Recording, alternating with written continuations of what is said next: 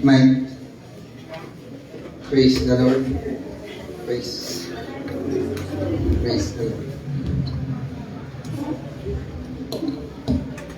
Praise God. Yung bag na isapa tayo manina. Ada tayo maamin kat salamat ti Apo ta tayo manin tatang isapa. Bago tayo nga mensahe kat tayo agsapa pangko linisan jay lugan magna madamdaman na at gamit ang kumuno German Shepherd or Police Dog. Medyo parpares din tsura na kami niya. Magna madamdaman na bigla na kiti nga kinasjay siya. Ason niya kaarubang niya. Pagka na ikasjay ko, sumukunak ka talaga ni Apo Diyos. Nagtutak pa. Magtanda ka sinurot. Timanaw. Sumukunak kaya. Grabe mo dito nga ang agsapak at pulutanin na tayo iti aso. So mga binagak di ko di karuban nga igalot yun dito ta narigatan nung papaubing di makuha na dito at ang maggarod na ubing pa'y kami ang mga mo no tinrade na diya nga dapat di ang kasipas-lapas tangan agad kawar na nung nagbasik yung kawar na ngayon nakugsat ka nun so ako na naman ngay gatangan na kanunti ko takdakin na kawar di may isa at nakikin nararagtay talagang dumtang ti krisis nga talaga uri kas ano iti kuha tayo ka talagang dumtang jay krisis ka na tayo tani muminamit nga muminam amin siyempre adang ano ti domino-effect na dayta pa nagngato ti kurudot tiwala tayo na ta kinapo Diyos nga dati marami na ti kadat tayo bawat may saking na tayo dati imbagan mo't lang mo't ti Bible kat ko kunan ni King David kat manipo ti uhingat lakayagan kunan na pa'y tinatitap na anak iti Diyos nga nagpalimos titingnan na kunan naman diyan at paiso diyan ni King David kunan na diyan Book of Acts iso na iti taong asidap iti puso ni Apo Diyos so patuloy tayo lang agtiwala kini Apo Diyos uran niya man ti mangyari dito mapag-adalan tayo santo pasalamat akti Apo ta kami mat nga nagtutungtong handa nga dinamag no niya yung mensahe di eksaktumot di ay kuha di ay kinanta tayo tagpay di ay kinanta tayo at di eksakto dito yung mensahe kayo so dahil ti Bible yo kayo makilukat kayo in Romans chapter 1 verses 1 to 17. Di pag-adalan tayo. Ito pag-adalan tayo patungkol po iti gospel. Kaya ko lang dito ay 5 glorious facts about the gospel. Ito yung Book of Romans niya. Ito yung Book of Romans insurat niya po sa Paul para kadagi para jay church iti Romans. Jay Rome.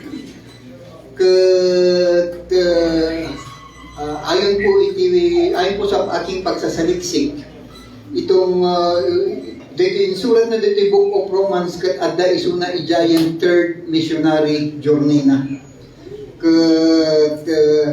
kunana jay nga ni Apostle Paul adda ijay Corinth isuna makita tayo gamin di last chapter iti Book of Romans kat binanggit na jay ni Gaius ikat taga Corinth so nga jay ti may isang ibagbagan na ijay Bible scholars na isuna kat adda ijay Corinth nga kayat na nga mapan ijay Rome nung hanga makapan ta digay na pulikta na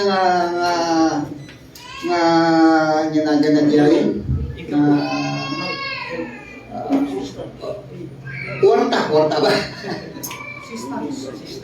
Naipon na kada iti churches iti gamin di panahon na dito iti Jerusalem kat kwa at dada iti kwa famine kat dumawdawat isuna kada churches ipan na itulong ijay kasi kahit na kumangagapan ni Jerome Ngam, kaputagan na niya tulong naala na, nalikom na, kaya iba't ibang mga churches, kat mapantiso na ijay Jerusalem. Ngam makita tayo matlaan, ni Paul, nakapanmat lang ijay Rome. Iso na nakapan ijay Rome, ngam may sa iso na balod. Di makita tayo ijay. So may nga, ito purpose niya po Diyos kat tayo nga mo. Kalkulan niya po sukot, ato iti hindrances nga kaya kung mapan kanyayo, kahit kumot nga i-impart ka na kayo the word of God, nga ato iti barriers, kung nanang yan po Diyos, nagaramit ti paraan, tiligat na lang, naging balod, isuna. Kaslamat lang kada kami nga nagapuja sa Saudi Arabia, yan po Diyos ko, nagaramit ti way, ti paraan, na mapan kami ijay, tapno, mamamumi, isuna. So nga, ang tayo nga multi-purpose nga talaga niya po Diyos ibiyag ti bawat mesa akin na tayo. So magkararag tayo. Dakila naman at Diyos na makapangyarihan sa lahat. Kami po ay patuloy, Holy Father God, na lumalapit sa iyong trono ng iyong biyaya at habag mo. Sapagkat alam namin, Lord, na kung wala ka sa aming buhay, wala po kami magagawa. Dakila naman, hayaan mo po God ng iyong balang na Espiritu ang siyang magpaunaba sa amin, O Lord, sa amin pong pag-aralan sa umagang ito. Kaya mo Lord, ang mga salita na aming mapakinggan ay tumimo sa bawat puso at isip ng bawat isa sa amin. At Lord, patuloy mo akong ibaba at walang ibang mag-glorify kundi ikaw lamang. Itugad ang lahat ng aking dalangin sa pangalan ni Jesus. Amen and amen. Nag-usap na yung nag-minsaya man yan. Kung ko naggamit ibagig ka, anak naman nag-mensahe. Nga mo ni Apo Diyos huwag kami na talaga nga, wala mo kahit ka talaga nga nagaramit tiyo Kung ko next month ako mag-mensahe, kung ko di panunod ko hanggang kasagay, di panunod ni Apo Diyos. Okay. Dito yung binasan ti kapsat tayo tatay nga from chapter 1 ay from verse 1 to verse 17. Iti makita tayo diyan kat paulit-ulit na nabanggit yung salitang o yung word na ng buong Bible, itong word na gospel. Ano bang meaning ng gospel? Ang ibig sabihin kasi ng gospel is good news. Good news. Dahil kan mga sakuan iti gospel. At makita rin natin dito yung Book of Romans, makita tayo dito yung binasan tikap sa tayo tatay, makita tayo dito yung punan na the gospel of Christ. So nga din may isang makita tayo ito, punan na ito the gospel of Christ or the good news about Christ. Punan na dyan. Kung tingnan na, kita nito amin dito yung buong Bible, binanggit niya rin ditong Romans chapter 1 verse 1 na dito yung gospel nga dahil ko handa nga gospel ni Christ o handa nga good news nga nagabukin ni Christ kundi gospel nga nagabukin ni Apo Diyos. Kung ano ito verse 1, the gospel of God. Kung ano ito binanggit na ito verse 1. Pagkatapos dito verse 16 at doon sa Ephesians 10 chapter 6 verse 15 binanggit niya doon na ang gospel is the gospel of peace. At doon po sa Revelation, chapter 14, verse 6, ang sabi niya doon, the eternal gospel.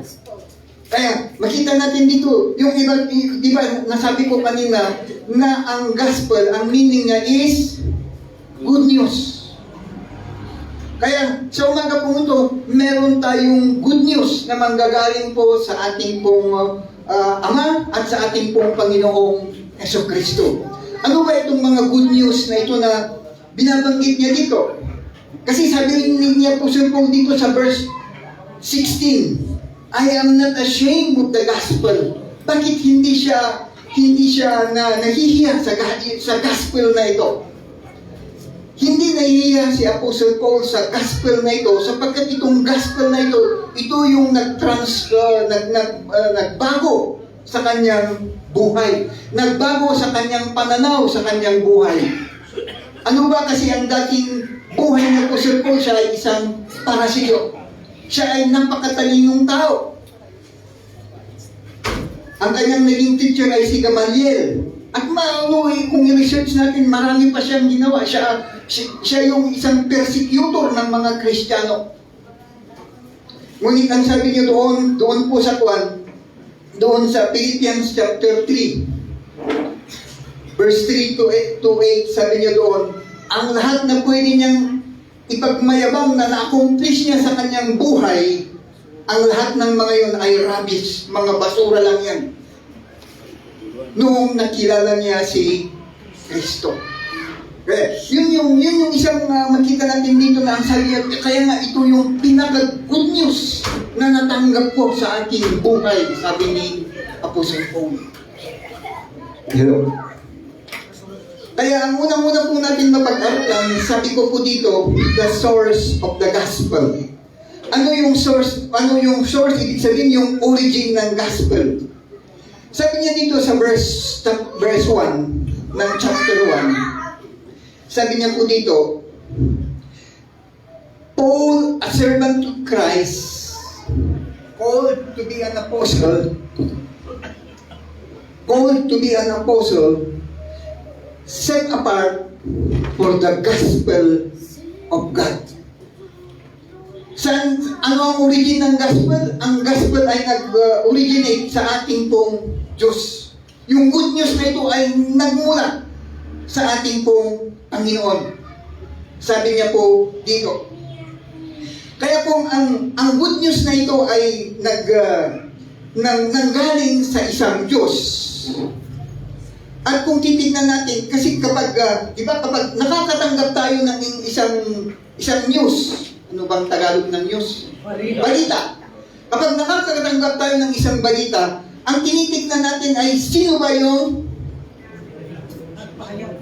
nagbabalita? O kanino ba nanggaling yung balita?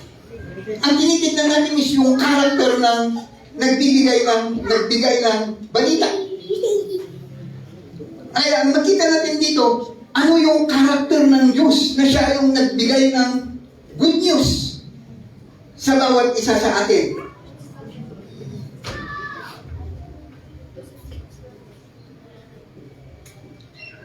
Ang Diyos na nagbigay ng good news sa atin ay siya ay holy, siya ay righteous, siya ay just. Kaya yung good news na may bibigay niya sa atin ay pwede natin mapagkatiwalaan. Tama ba yun? Pagtiwalaan. O pagkatiwalaan. Di ba? 2,000 years ago, na ibinigay yung good news na ito. Yung Old Testament, 4,000 years ago. Yung good news na naibigay sa atin, o higit pa. Pero ang good news na ito is up to date. Naangkop pa rin hanggang sa atin. Noong panahon nila, walang sasakyan. Yung panahon nila, kabayo lang ang kanilang transportation. Ngayon, anong transportation natin? Eroplano. Ang mga sasakyan, ang gamit. Pero, ang technology natin is iba na sa panahon nila. Pero, yung good news ay angkop pa rin sa panahon natin ngayon.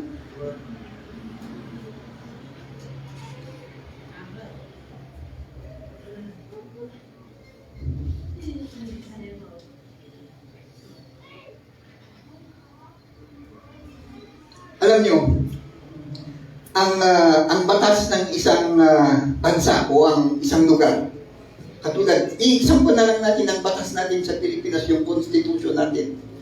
Yung constitution natin noong 1940s, na-revise noong mga 1950s. Pagkatapos na-revise noong 1972 or sa 70s. Pagkatapos nung nagkaisa, na-revise na naman noong 1987. Yung ating constitution. Kasi ang tinitignan nila is yung maiaangkop ito doon sa panahon. Katulad din yung batas na ginagawa nila ngayon. Kaya nga ito ngayon isang mahirap di ba? Yung batas ngayon na maraming nagko-complain kasi kapag ikaw ay nakabunggo o yung uray o kahit na ikaw yung binunggo at namatay yung bumunggo sa'yo, kasalanan mo pa rin. Yun yung maraming nagko-complain na mga driver kasi hindi mo naman kasalanan, ikaw ang binunggo, pero makukulong ka pa rin. Pero yung batas noong 1960s yun, na hindi pa rin i-revise nila, kaya hindi naaangkop sa panahon natin ngayon. Kasi noon, kukunti ang sasakyan, kukunti ang tao.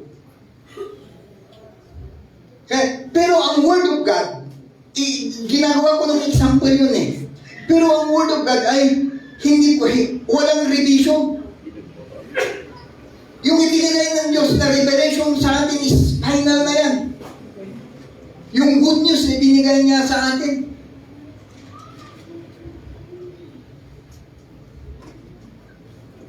At ganoon din, sa panahon natin ngayon, maraming mga fake news. Tingnan mo sa Facebook, hindi mo alam kung totoo ba yun o hindi, lalong-lalo na nung lumabas na naman ng AI. Kaya hindi mo alam kung totoo yun o hindi. Pero ang Word of God, walang fake dito. Amen? Kasi ang Diyos mismo ang siyang nagbigay. At sino ba yung nagbigay ng good news sa atin? He is a holy God. He is a just God. He is a righteous God. Alam niyo, totoo, yung nangyayari ngayon sa ating kapanahonan, na yung sabi niya doon sa John chapter 8 verse 44, na si Satanas is the father of all lies.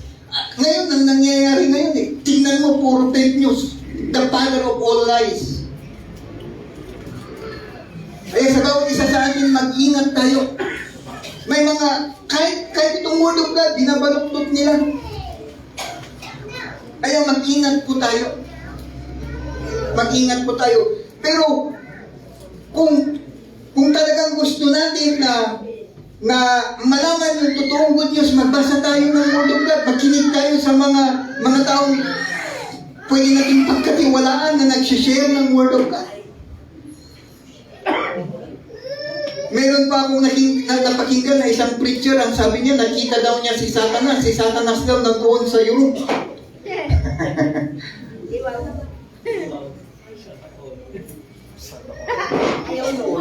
Nakita na si Satanas nandoon sa Europe. Kaya mag-ingat po tayo. Mag-ingat po tayo. Number 2, pangalawa, sabi ko dito, the subject of the gospel. Kapag sinabi mo kasing subject, ay ito yung pinag-uusapan. The subject of the gospel. Ano ba kasi itong gospel na ito? Kung ito man ay good news, if it is good news, what is the good news? Ano ba yung mabuting balita? Kung ito nga ay good news na nanggaling sa Diyos, ano ba itong good news na nanggaling sa Diyos?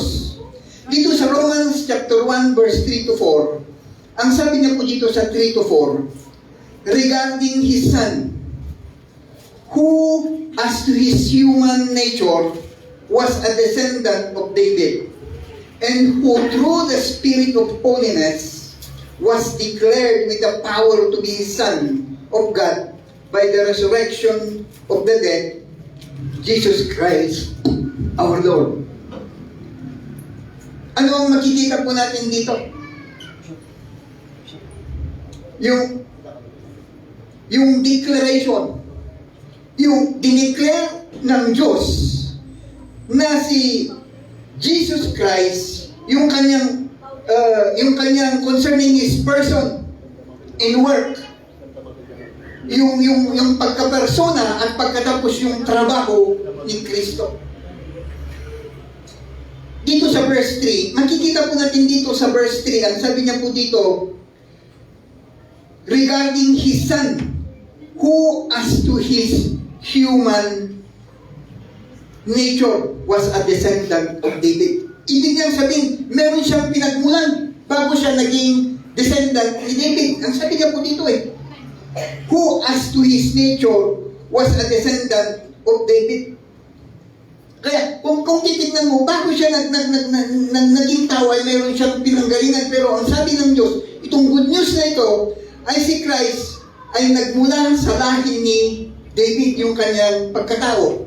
At dito sa verse 4, ang sabi niya po dito sa verse 4, and who through the Spirit of holiness was declared, mamaya titignan natin yung word na declared, was declared with the power to be the Son of God by His resurrection from the dead, Jesus Christ our Lord. Yung verse 3, pinapakita yung human nature ng Panginoong Kristo. Itong verse 4, ipinapakita yung kanyang pagka-deity ng Panginoong Kristo. Yan yung isang makita natin dito. Yung word na Jesus Christ our Lord, ano yung dinideclare doon? Yung dinideclare o yung pinapahayag doon ay si Jesus Christ ay siya yung Savior, siya yung Sanctifier, and a sovereign God. Lord, Jesus Christ our Lord. Yun yung isang bagay na makita natin dito. Kaya ang good news ngayon, makita natin dito, yung kanyang humanity o yung kanyang pagkatao, yun yung good news na sinasabi ng God the Father sa atin. God the Father, punak na lang. Na yung good news na yun ay ang kanyang anak o ang ating Panginoon Kristo ay dumating dito sa lupa. Yung word kasi na-declared from the Greek word horizon. Yung horizon kasi is yung nag-divide yung heaven at saka earth. Yung word na declare, magmula pa noon, nandoon na siya, na ipakita lamang sa atin yung kanyang pagiging Godson ng Panginoong Kristo nung siya ay dumating sa lupa at siya ay namatay at muling nabuhay at umakyat sa langit.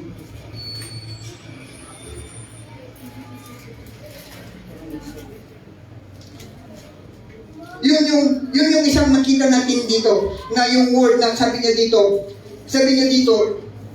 was declared with the power to be the Son of God by His resurrection from the dead.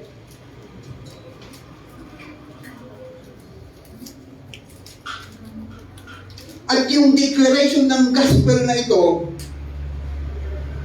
sa ating pong Panginoong Kristo ay natapos na. It is already finished. Maalala ko na naman si Ugong eh.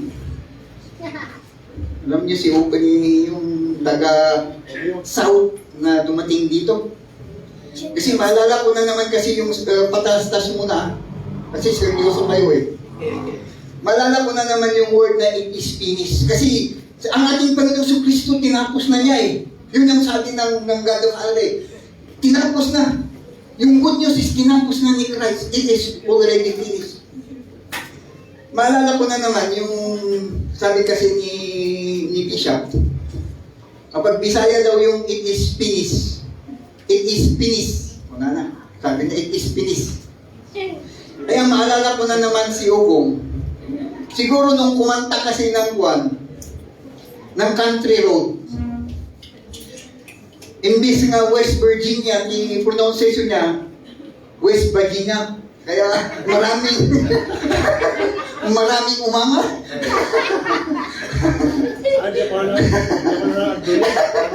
So, kaya naisip ko, oo nga pala, siyempre galing Bisaya yun, it is finished. Yung West Virginia, hindi nila sasabihin niya, West Virginia. Tuloy natin. Patalastas lang yun. Ano yung bagbagaan na? Siya tinan yung bagay siya.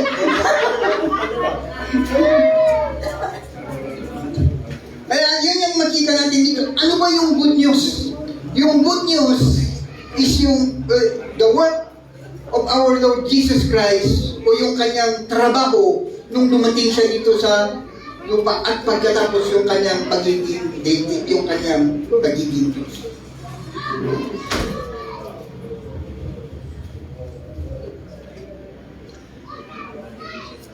Malagip niyo ba yung Apostles' Creed? Memorize niyo ba yung Apostles' Creed? Yung I believe in one God, the Father Almighty, the Creator of heaven and earth. I believe in Jesus Christ, the only Son of God, born of the Virgin Mary, was conceived by the Holy Spirit. Nalipatak natin. Nalipatak sinyo yan. He was conceived by the Holy Spirit. Pagkatapos, born of the Virgin, sabi niya doon, pagkatapos, He will come again to judge the living and the dead. Nakalimutan ko, basta yun. Kaya i-google na lang ninyo. Ginugoogle ko kanina, wala pala akong load.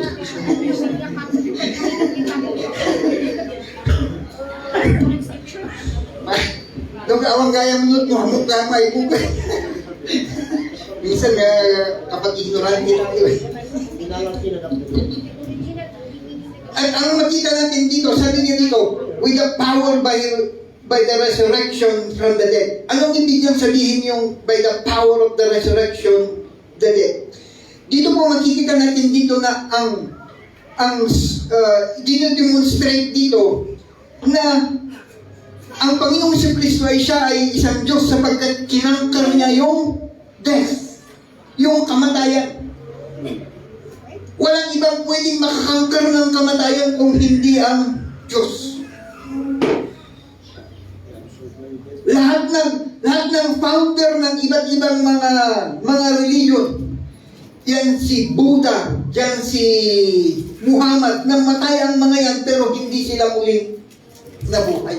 Hindi nila nakangkar ang death, pero si Christ nakangkar niya yung death. Kaya yun yung isang pagpapakita na siya ay isang Diyos, siya yung nagbibigay buhay sa bawat isa sa atin. He controls everything. Yung mensahe ni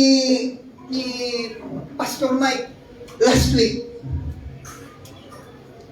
he controls everything.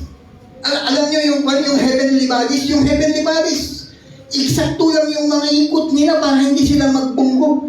Tayo naman na nasa earth, eksakto lang naman yung sun para sa atin, para tayo mamakset.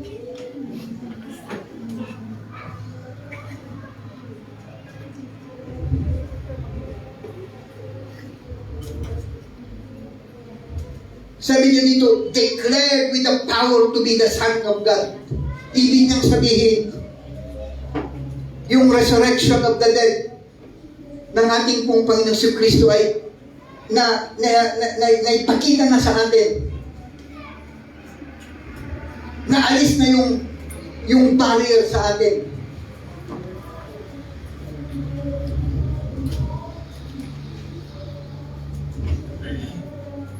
Pangatlo, mabilis lang tayo tadi. Yung marekoy. The sufficiency of the gospel. Kapag sufficiente, anong ibig sabihin ng sufficiente? Enough. Sapat.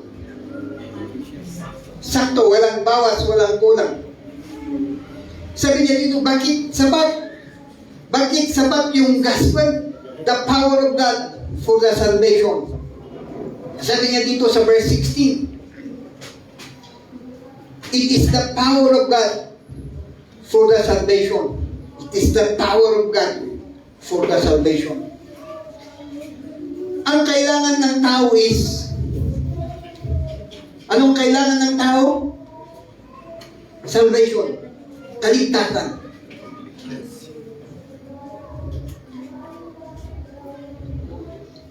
Kapag sinabi nating salvation o kaligtasan, kailangan nating may reconcile tayo sa Diyos. Bakit kailangan tayong may reconcile sa Diyos? Sapagkat tayo ay, sabi ng Apostle Paul, dati ay tayo ay mga kaaway ng Diyos. Tayo ay kinabubutan ng Diyos. Yung wrath of God, yung puot at galit ng Diyos ay nasa atin. Kaya nga, maunawaan natin ito. Kung makikita natin na itong mga iba't ibang mga nangyayari na mga disaster sa atin, dahil sa ating mga kasalanan yan ang puot at galit ng Diyos yan. Na ang Diyos, He is a just God gamini. Ang tao kasi ang nakikita lang nila is yung love ng Diyos. Pero Ang Diyos kasi parang points yan eh. Nandito yung kanyang love, sa kabila, nandyan yung kanyang pagiging just, pagiging justice, pagiging makatarungan. Na hindi pwedeng puro love lang ang Diyos. He is a just God also. At dito rin makikita natin dito, ang salvation kailangan natin mag-reconcile sa Diyos. Kailangan natin mapatawad ng Diyos. Kailangan tayong mag-justify ng Diyos. At para matanggap natin yung buhay na walang hanggan. At ito po ay sufisyente yung gospel, yung good news na binigay sa atin. Walang labish yun, walang kulang itong word of God na ito. Itong Bible.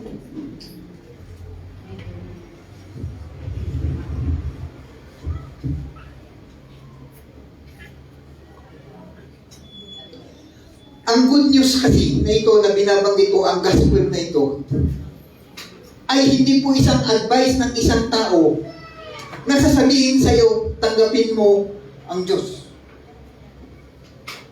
Kundi, ang gospel na ito, o ang good news na ito, ay kung ano ang ginawa ng Diyos sa'yo. Naunawa nyo yung comparison na sinabi ko. Ang good news kasi na ito ay hindi isang advice ng isang tao. Natanggapin mo ang Diyos para magkaroon ka ng kaligtasan. Kundi, ang salvation ay ito ay trabaho ng Diyos.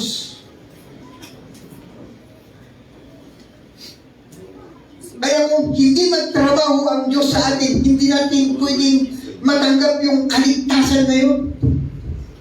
Yung salvation na yun. Yun yung good news ng Diyos. Nang sabi niya dito, the power of God for salvation. Kaya nga, kailangan yung power of God for salvation. Na ang Diyos yung mag-work out sa atin para matanggap natin yung kaligtasan na yun. Alam niyo, nung una, hindi ko matanggap rin ito eh. Yung teaching na ito na ganito. Ay, unfair ang Diyos. Yun ang nasa utak ko noon eh. Unfair talaga ang Diyos. Bakit ngayon ganun? Na ibig sabihin, ang Diyos naman, walang gagawin ng tao. Sa salvation,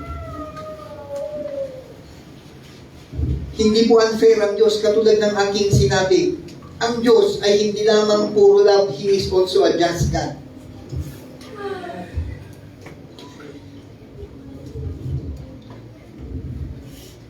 Kaya nga sabi ko dito, it is God's power to deliver us from the wrath of God, yung verse 18. Kasi sabi niya dito sa verse 18, the wrath of God, o the wrath of God, is being revealed from heaven against all the godliness and the wickedness of men who suppress truth by their wickedness.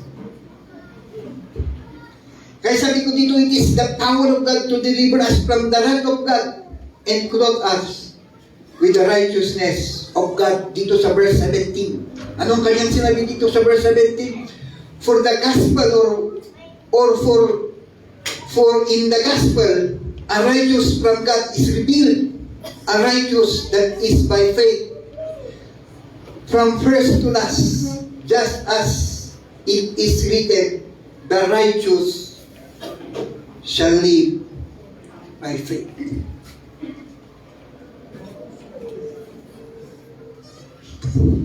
Sabi ni Jeremiah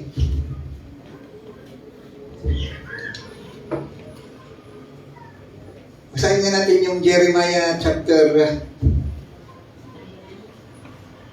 basahin ko lang.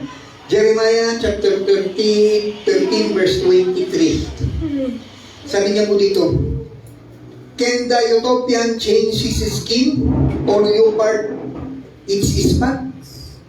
Neither can you do good who are accustomed to doing evil? I'm sorry to say, itong mga black people ba ay pwede nilang palitan ang kanilang skin? Aywan ko kung kaya ng Dotatayon yun. Hindi na siguro, ano?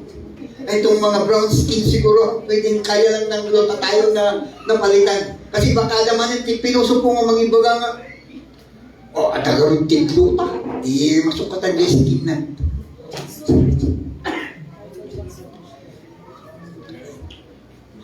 Iyon yung isang bagay na makita natin na walang pwedeng makapagbago sa isang tao kundi ang Diyos lamang.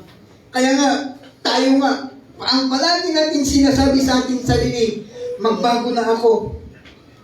Ito ang New Year's resolution ko. Pagdating ng New Year, magbago na ako. Pero after 1 week, 2 weeks, balik ulit. Kaya, wala eh. Walang pwedeng makapagbago sa kanyang nature.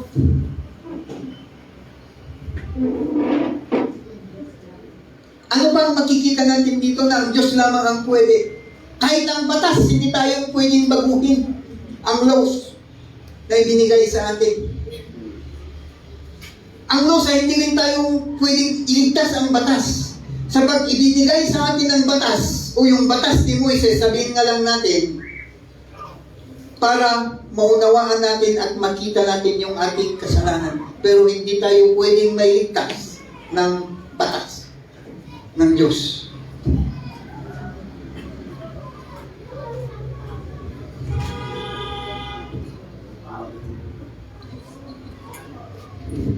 Kaya ang salvation, it is the power of God. It is the power of God. Pangapat, sabi ko dito, the scope, yung lawak.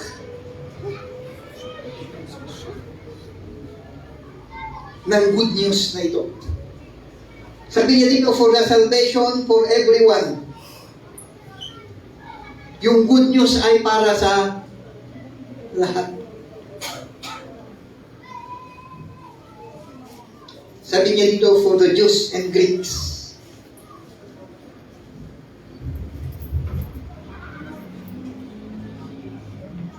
Walang pinipili ang salvation. Walang pinipili ang salvation. Walang pastor mong kapay nga pa. Niyapo Diyos amin tagarami.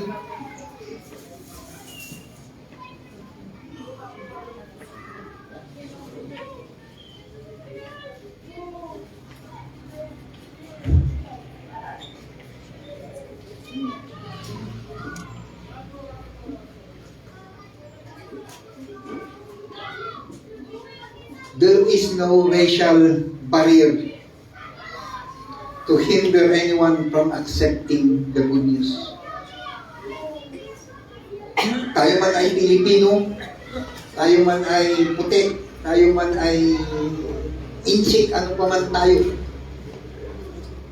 walang hadlang para hindi natin matanggap yung good news na yun. Walang age, walang matanda ka man, bata ka man.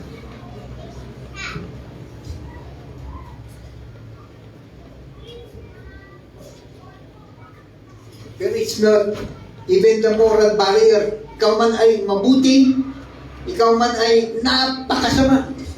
Maalala ko na naman itong word na napakasama. Kasi maraming nagdi-debate. Itong si Trump. Kasi sabi ng iba, si Trump, anointed by God. Yung anong anointed by God, anointed by Satan yan. Tingnan mo ang ginagawa niya sa mundo. No, sa palagay niyo, anointed by God or anointed by Satan? Nobody will dance. Anointed by God. Sabi doon sa Romans chapter 13, walang authority na nandito sa lupa na hindi ibinigay ng Diyos. Whether masama man ito, lalo na si Nero noong kapanahonan ng mga Kristiyano. Grabe ang ginagawa niya sa mga Kristiyano. Wala kang kasalanan. Pagkatapos gagawin kang torch. Balatan ka. Balatan ang skin mo. Ang alam lang natin, ang lahat nangyayari sa atin at sa mundong ito, mayroong purpose ang Diyos. Lahat may purpose ang Diyos.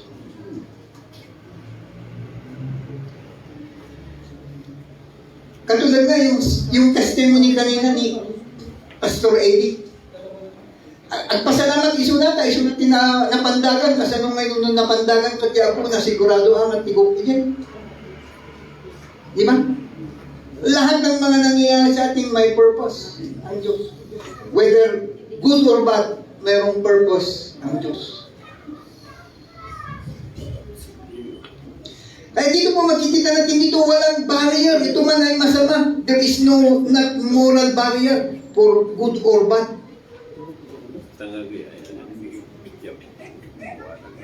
Sabi niya dito, God's love everyone and the Lord can save anybody. Pwede siyang iligtas. Even yung napakasamang tao. Sino ang example sa Bible na napakasamang tao? Sino sa Bible? Si Paul. Siya mismo. Pinipersecute niya ang mga Kristiyano. Hinuhuli niya ang mga Kristiyano para patayin. Sino yung first martyr na kanyang ginawa ng masama? Stephen. Kaya nung na-convert siya na bilang isang Kristiyano, maraming natatakot sa kanya. Uy, bakit? Sino yan?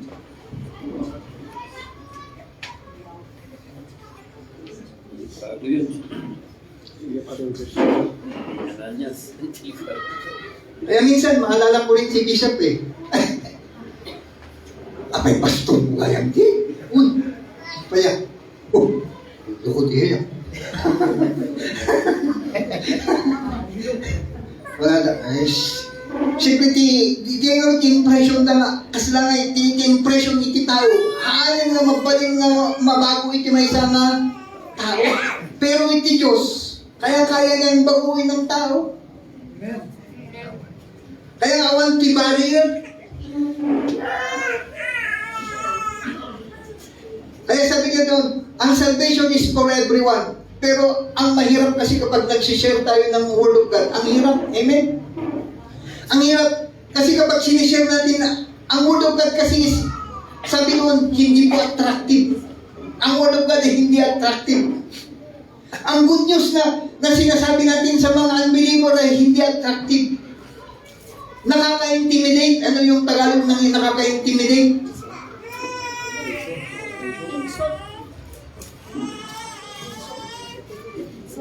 Nakaka-intimidate kasi lang ay nakakatakot, parang gano'n, nakakailang gano'n, o nakaka-intimidate.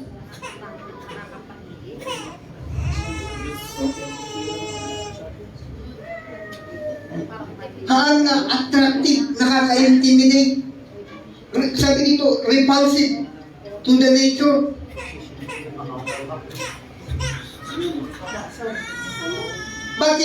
Bakit hindi attractive? Bakit nakaka-intimidate? Sapagkat kapag sinishare mo ang Word of God, in-expose mo yung kanilang kasalanan, yung kanilang sin, yung kanilang wickedness, yung kanilang depravity, yung kanilang lostness. Di ba? Kaya hindi attractive yung good news na sinishare natin. Kaya ang pwede lamang makapagbigay ng salvation sa kanila ay walang iba kundi ang Diyos. Sabagat hindi attractive eh. Magiging attractive lamang ang gospel natin kung ang isi-share natin is health and wealth. Yun, maraming makikinig dyan. Pagpalain tayo ng Diyos, siksik-liglig, umaapaw ang pagpapala ng Diyos. Pero kapag sinabi mong isang tao, ikaw ay isang makasalanan, ikaw ay nandun yung put at galit ng Diyos sa'yo, ay panawan na ka. Sikalayan na. Nung naman pagpalain ka ng Diyos, siksik-liglig, umaapaw. Ang bulsa mo kapag kukuha ka, dami ang pera mo. Pagkatapos, ang iyong health is magiging mabuti. Hindi ka na magkakasakit. Kaya nga, yung good news natin is nakaka-intimidate, hindi attractive.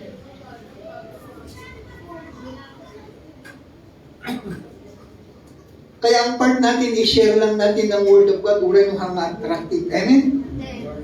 Amen? At least, ang mo tayo tagda, mahal gaya ng attractive Word of God. Totoo, minahal ng attractive sapagkat ang ibagbagang na isulat at makasalanan ng isulat. Ibagbagang na negative puot at galit ng Diyos sa Kanya. Ibagbagang na isulat at nawawala siya. Dahil totoo yan, sapagkat sabi po doon sa 2 Timothy chapter 4, darating ang panahon na ang mga tao ang gusto nilang pakinggan is yung kanilang mga tenga, yung ay nakikiliti yung kanilang tenga.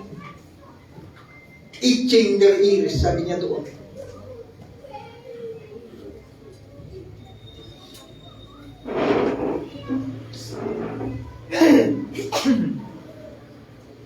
Kaya kung masakit yung Word of God, masalamat tayo.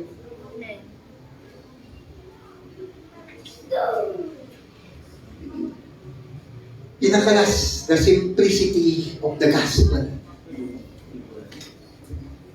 Kaya mag-ingat tayo sa health and wealth gospel. Yung health and wealth gospel, yung sinasabi na hindi tayo magkakasakit kapag tayo ay naging Kristiyano. Kapag naging Kristiyano tayo, kung siksik, liglig, umaapaw ang pera natin, hindi totoo yun. Hindi rin totoo na hindi tayo magkakasakit din tayo. Pero kapag Kristiyano tayo, of course, maniwala tayo na nandyan yung blessings ng Diyos. Hindi natin binawala yun. Nandyan.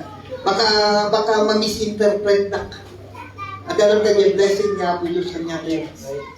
Even financially, materially, physically, emotionally, spiritually. Nandyan yung blessings ng Diyos sa atin. Pero ang dapat na hingin natin sa Diyos na blessings natin is yung spiritual na bagay. At ang susunod na lamang yung mga financial na yan at mga material na bagay na yan. Susunod at susunod yan. Number 5, the simplicity of the gospel.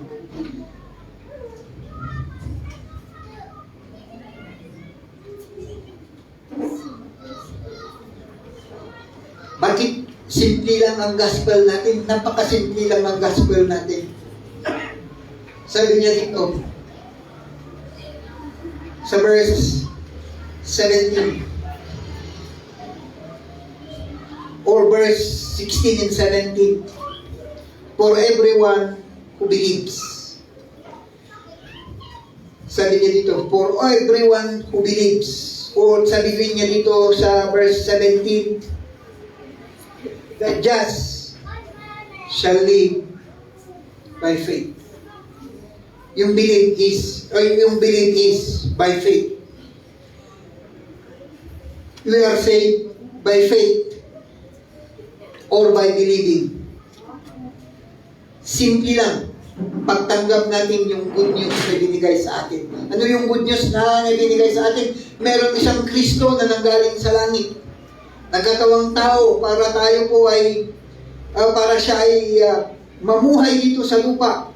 Mamatay para sa ating kasalanan at inilibing at muling nabuhay sa ikatlong araw.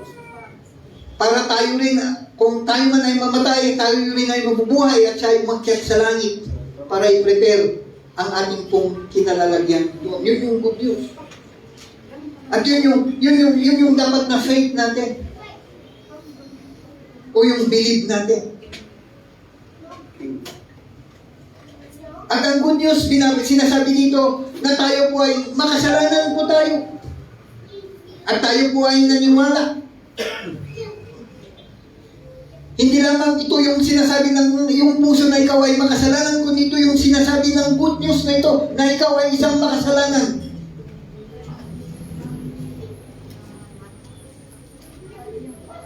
Sabi doon, for all have sinned and fall short of the glory of God. Alam niyo yung fall short, ibig niyang sabihin parang ikinumpara na isang panpana, archery. You fall short, the archery, tamaan na di ay Jabulsay na mga tamaan, uuray niya kasta na mga tamaan na mga tamaan. Fall short of the glory of God. Uuray niya dararamitan na fall short pa rin. Yun yung ibig niyang sabihin. Kaya ganun din ang tao. Kahit anong gagawin mo, mapakabuti ka. Kahit anong gagawin mo, ibigay mo man lahat yung mga ari-ari mo sa Diyos, ay wala pa rin, full short ka pa rin. Di ba, yun din ang sabi ng Isaiah. Iti righteousness tayo, iti harapan ng Diyos ka. Basura lang. Yun yung mga good news na binabanggit dito. Binabanggit din dito na for the salvation of everyone. Sabi niya dito, who believes.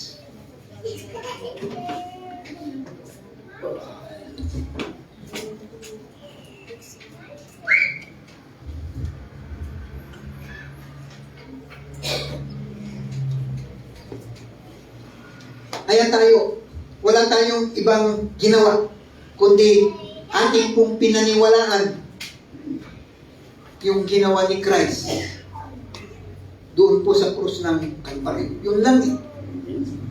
Pero maraming nagsasabi, kung titignan natin, yung ay ganun na kita mabunagin na. Basta lang ka nung mamati ka dyan, naramit ni Christ ko. Nailigtas ka. Ayun, namayat, ano ka? Kung kunang lagi na doon, isuday tapipod no. Yan ang totoo. Pinaniwalaan lang natin yung ginawa ni Christ doon sa krus ng Kalbaryo, na siya ay namatay, siya ay pinako sa krus para sa ating mga kasalanan, siya ay inilibing, at pangatlong araw siya ay nabuhay, at siya ay umakyat sa langit para ipaghandaan tayo. Yun lang ang pinaniniwalaan natin para tayo maligtas. Kaya hindi po ninyo pinapansin yung mga sinasabi nila na pag kita mabunagin nga, faith lang ang kalungkot, ligtas na. Faith lang. Believing lang, ligtas tayo. Adagamin kayo ko na nagyay Ephesians chapter 2 verse 8 and 9 eh. Niti ko na nagyay, for it is by grace you have been saved through faith. It is not from yourself, it is the gift of God. Not by works, so that no one can boast. Dito sa verse 10, sabi niya dito, for we are God's workmanship in Christ to do good works. Pagkatapos natin mailigtas, kasunod yung good works. Hindi naman natin sinasabi na yung faith lang is okay na, gawin na natin yung gusto natin gawin. Hindi. Wala naman tayong sinasabing gano'n. Sabi niya doon, to do good works which God prepared in advance for us to do. Ngayon yung dapat natin gawin, gumawa ng mabuti. Wala na tayong ibang dapat gawin. Kaya nga, aywan ko, sa ating pagtatapos, sa akin kasi, ito yung paniniwala ko Aywan ko kung tanggap ito o hindi. Ang paniniwala ko kasi, noon, hindi pa tayo naging Kristiyano, kasi wala tayong free will wala tayong freedom. Yun yung aking pananaw. Nung unbeliever pa tayo ay alipin ng kasalanan. Wala tayong freedom yun. Pero nung niligtas tayo ng Diyos, niligtas tayo ni Christ, tayo ngayon ay alipin ni Christ. Kaya nga kapag sinabi mo kasing alipin ka o servant ka, sa akin lang hindi na yung sarili mo ang pwedeng surutan. No dikiti awan sa bali noon nga ni Christ. Kaya ang sabi ni Paul doon sa Book of Corinthians, sa ating pong pagtatapos, we have the mind of Christ. We have the mind of Christ. Kaya ang isip natin, isip na ni Kristo. At tayo po ay manalangin.